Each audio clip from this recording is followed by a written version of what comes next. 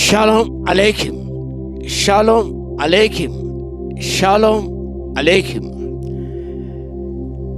దేవుని యొక్క లేఖన భాగాన్ని ధ్యానం చేసుకుందాం.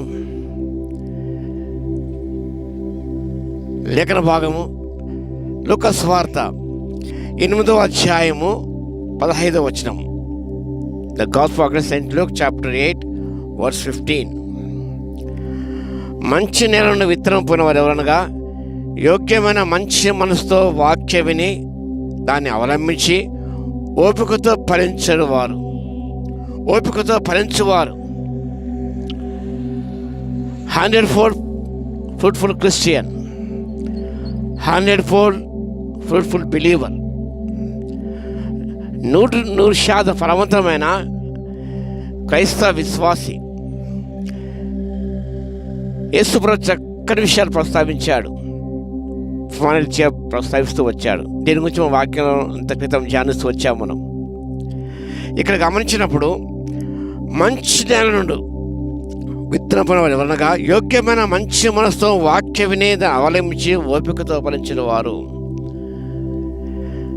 దేని వాక్యం మనం వింటాం, విని స్మరిస్తాం, స్వీకరించాం. మనం స్వీకరించిన కొంతకాలం నిలిచి ఉంటాం, ఆ తర్వాత పడిపోతాం, దూరమైపోతాం. మంచి నేల, మన హృదయం అనేది మంచి నేలగా ఉన్నట్టయితే, వాక్య భాగంలో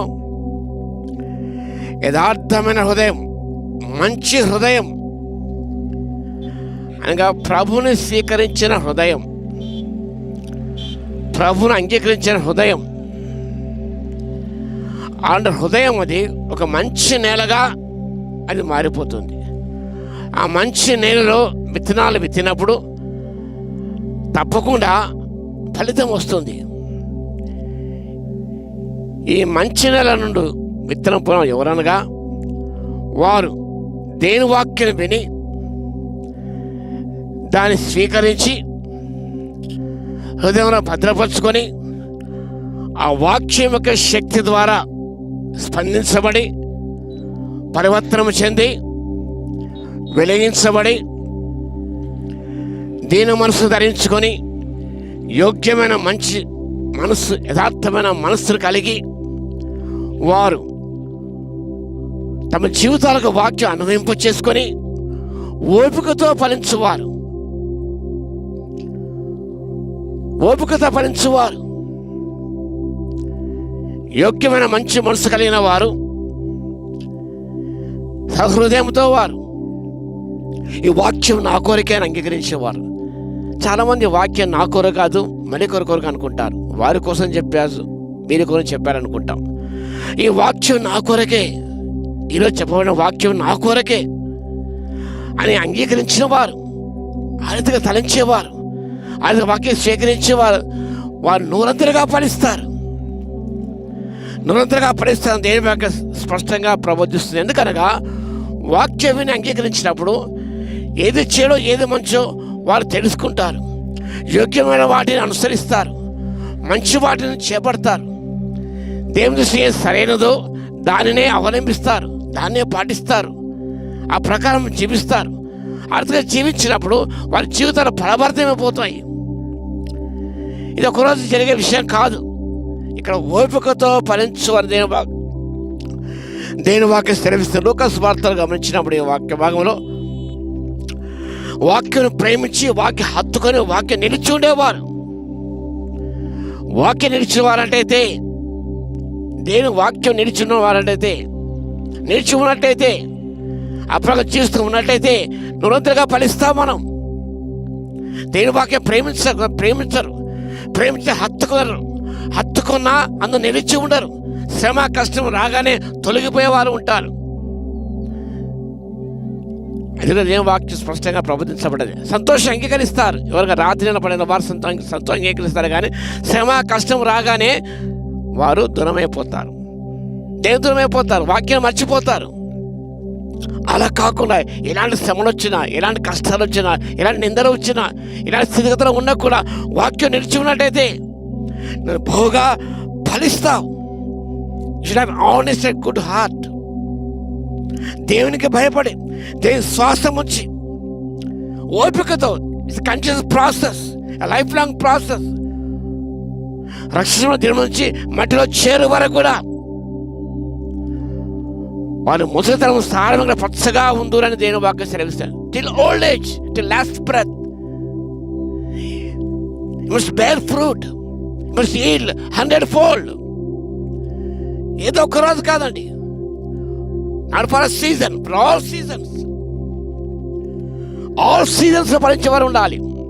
అన్ని స్థితిగతులు కూడా యోగ్యమైన మంచి మనసుతో ఫలించిన వారు కావాలి.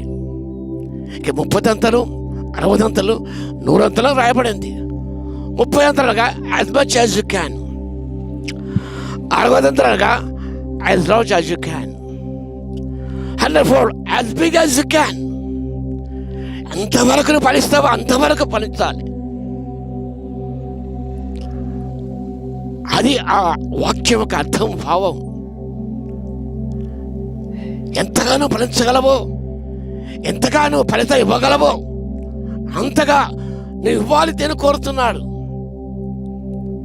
అన్ని సమయాలు, అన్ని సందర్భాల్లో కూడా you must yield 100-fold, not as much as you can, not as large as you can, as big as you can. That is 100-fold అనగా పరిపూర్ణత, సంపూర్ణత. దిశ వరకు, ఆ దిశ వరకు మనం చేరుకున్నట్లయితే దేవుడు ఎంతగానో సంతోషిస్తాడు. ఈయన వాక్య విస్తారంగా విత్తబడుతున్నది. నేను హృదయం ఒకసారి ప్రశ్న చేసుకో. ఎడుచుగా ఉన్నది యోగ్యమైన మంచి మనసు, యథార్థ మనసు నీలో ఉన్నదా? హృదయ పరివర్తన చెందిన హృదయమా అనేది? మారు మనసు పొందిన హృదయమా? దేవుని ప్రేమించే హృదయమా? దేవుని వాక్యం హత్తుకునే హృదయమా? ఇలాంటి హృదయ క్షేత్రం అనేది, కఠినమైన హృదయ క్షేత్రం అనేది రాత్రి నేల పోని ఉన్నారా? ఎలా ఉన్నారు? ఒకసారి పరిశీలన చేసుకొని, ప్రభువా నాలుగు రాత్రి గుండె తీసేసే మాంసం గుండె దయచే తండ్రి అని ప్రార్థించే దేవుడు నీకు మంచి మనసు, నూతన హృదయాన్ని, నూతన స్వభావం నీకు ఇస్తాడు. నువ్వు రాత్రి గుండె తీసివేస్తాడు, మాంసం గుండె నీకు ఇస్తాడు. Then you will able to yield 100-fold. ఆ రీతిగా నిరంతరంగా ఫలించడానికి పరిశుద్ధాత్మ దేవుడు మాకందరూ శక్తిని దయచేయును గాక. అనాత్మ సహాయతతో మనం నిరంతరంగా ఫలించగలము, దేవునికి మహిమ తేగలం. మేము బలుగా ఫలించడం ద్వారా దేవునికి మహిమ కలుగుతుంది. కాబట్టి ఆ రీతిగా దేవునికి మహిమ తేవడానికి పరిశుద్ధాత్మ దేవుడు మనకందరికీ అనంతమైన శక్తిని ప్రసాదించును గాక. ఆమేన్. ప్రార్థన చేద్దాం. మా గణ మహోన్నత యేసయ్య కొందనాలు స్తుతి స్తోత్రం నాయన. యోగ్యమైన మంచి మనసుతో ఓపికతో ప్రభు చివరి వరకు ప్రభు మా శరీరం మట్టిని కలిసిపోయేంత వరకు ప్రభు నాయన నూరంతలుగా ఫలించే కృపను ఇవ్వగలందుకు మీకు స్తుతి స్తోత్రాలు చెల్లిస్తున్నాం. ప్రేమగల మా తండ్రి, మీ ఆత్మకర సంపూర్ణ జరిగి ఆత్మశక్తి ధర ప్రభు అన్ని స్థితిగతుల ప్రభు మీకు దూరమైపో వాక్యం నిలిచి ఉండే కృప దయచి, శ్రమ వచ్చిన ఉపద్రమైన కష్టమైన కరువైన వస్త్రహీనత ఏది కూడా తండ్రి మమ్మల్ని చేయించే నీకుల ప్రభు వాటి మీద చేయించి అధిగమించి తండ్రి మీ కొరకు నూరంతలుగా ఫలించిన బిడ్డలుగా ఉండకు, ఫలితనిచ్చే బిడ్డలుగా ఉండకు కృపా సహాయత మెండుగా దయచేవలసిగా విజ్ఞాపన చేస్తూ యేసయ్య నామమున ప్రార్థించి వేడుకొస్తున్నాము తండ్రి. ఆమేన్. మన తండ్రి అయిన దేవుని యొక్క ప్రేమయు, మన ప్రభువును రక్షకుడైన యేసుక్రీస్తు యొక్క కృపయు, పరిశుద్ధాత్మ యొక్క అన్యోన్య సహవాసం మనందరికీ సదాకాలము తోడై ఉండును గాక. ఆమేన్.